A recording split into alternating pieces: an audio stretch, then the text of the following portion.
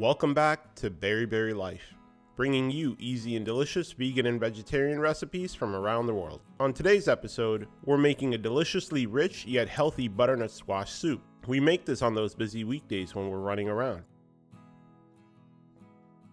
We'll start by preheating the oven at 400 degrees Fahrenheit, which is around 200 degrees Celsius for our friends across the Atlantic.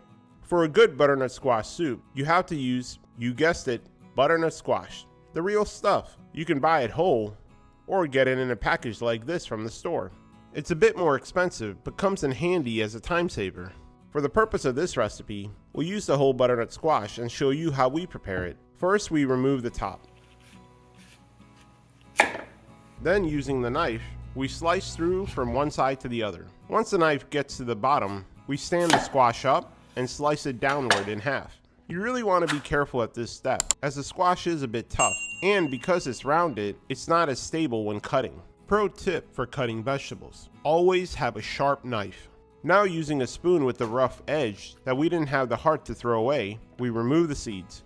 Along with the squash, we'll need 1 carrot. We'll cut them into large sections, nothing fancy.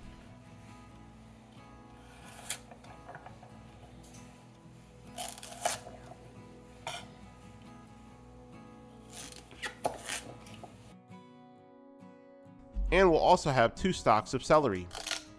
Again, just large pieces. And 1 large sweet onion, just cut in half. Because it's apple season, we'll also use a couple of sweet Honeycrisp apples. They're sweet as the name implies. If you're looking for a tart flavor, you can try Granny Smith apples or Macintosh. We'll remove the seeds and the chewy center. And lastly, an entire bulb of garlic. We'll slice off the top, leaving the bulb structure intact. Now we'll load all the fruits and veggies on a parchment-lined baking sheet.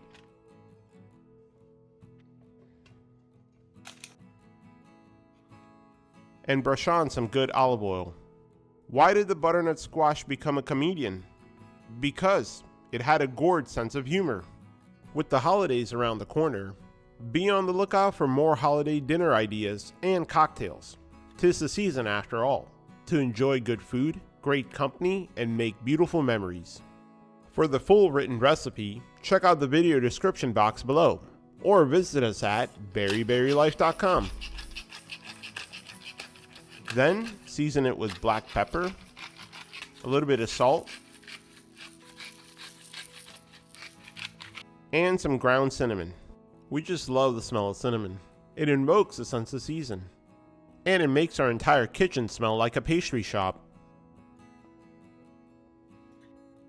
We'll hide the garlic bulb inside the cavity of the butternut squash as we turn it over, and flip everything over as well.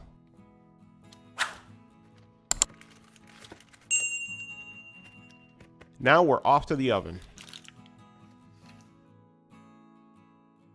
We'll place it in the oven and bake for about 35 to 40 minutes, or until the butternut squash is fork tender.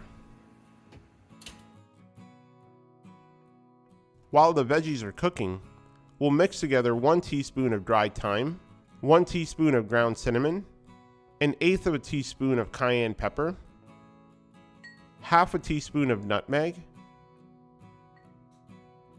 1/2 a teaspoon of salt,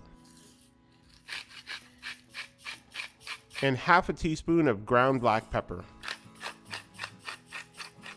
Then just give it a quick shake.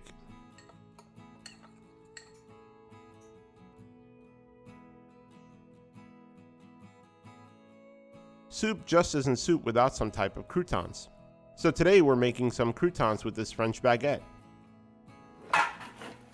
My wife prefers the crostini style with these round pieces. However, I prefer the more rustic style. For that, you just tear apart with your hands into smaller pieces. The rougher edges, to me, creates a more interesting texture.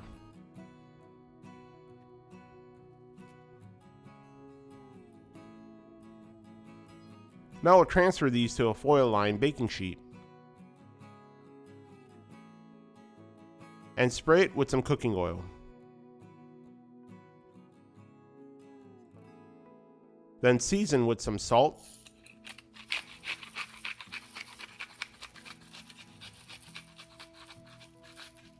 freshly ground black pepper, some garlic powder,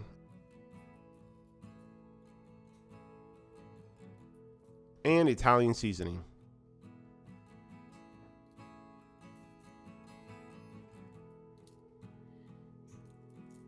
Then give it a little massage to ensure all the pieces are coated. For the rounds, we'll flip them over and season the other side as well.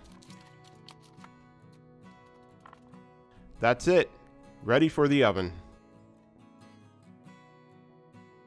It's been about 40 minutes, and the veggies are cooked. We'll go ahead and remove those and put in the croutons to bake for about 10 minutes, while the veggies cool down a little. Let's check on the garlic. This looks good. The butternut squash is also perfectly cooked through. With everything ready, we can transfer everything to the blender. The apples, they look a little weird, but don't worry, they taste amazing nonetheless. It's lost a bit of moisture, and the sweetness has actually intensified. Next, the celery, the carrots, and the onions for our mirepoix, along with the roasted garlic cloves. For the butternut squash, we like to use a large spoon or an ice cream scoop like this. With the veggies in the blender, we'll go ahead and add 1 tablespoon of grated ginger, along with our homemade spice mix, and 2 to 3 cups of vegetable stock. You can add more or less depending on the consistency desired. With that, it's time to blend it up into a smooth puree. What is a butternut squash's favorite movie? The Godfather, of course. That's it. Butternut squash soup is ready. Hope you enjoyed this video. Be sure to check out our other soup recipes at the link above. The soup is just amazing as is, but to make it a bit fancier, we'll go ahead and drizzle on a little bit of coconut milk, along with these delicious microgreens we've picked up at the farmer's market, especially these purple radish sprouts and citrusy sorrel. They provide a nice contrast to the subtle sweetness of the soup. And for a bit of crunch, roasted pumpkin seeds and our homemade croutons. There you have it, butternut squash soup, a taste of autumn right in the comfort of your own kitchen. So go ahead, make this soup and nourish your body and soul. Thank you for watching. Enjoy!